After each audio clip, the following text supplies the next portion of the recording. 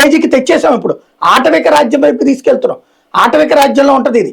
నువ్వు పెళ్లి చేసుకున్నా సరే నాయకుడికి సంబంధించినటువంటి అమ్మాయి కిందనే లెక్క అని చెప్పి అట్లా ఇక్కడ వ్యవస్థ. కానీ చూసి చూడనట్టు వదిలేస్తున్నారా పవన్ కళ్యాణ్ గారు చంద్రబాబు గారు ఇద్దరు కూడా? ఎందుకంటే ఇది తెలియకుండా ఉంటది అని అనుకుంటే ఏం చెప్పలేము, తెలిసే ఉంటది. కానీ ఎందుకు పార్టీ తరపున యాక్షన్ లేదు? బాబు గారు పార్టీ తరపున యాక్షన్ తీసుకున్నారు.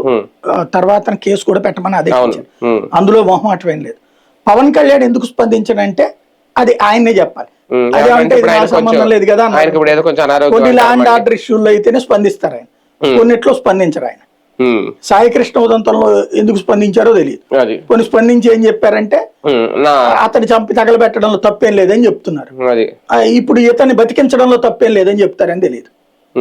కానీ ఇక్కడ మహిళ కదా, మహిళ తరపున మాట్లాడే చెప్పాను కదా, ఇది వైసీపీ అయి ఉంటే ఈ పాటికి పవన్ కళ్యాణ్ ఆవేశంతో ఊగుతా ఉపన్యాసం ఇచ్చేవాడు, మనం ఎక్కడ బతుకుతున్నాం అసలు అని చెప్పేసి. అదే కదా. రైట్. చూద్దాం ఇలాంటి సంఘటనలు చూసినప్పుడు నిజంగా మహిళ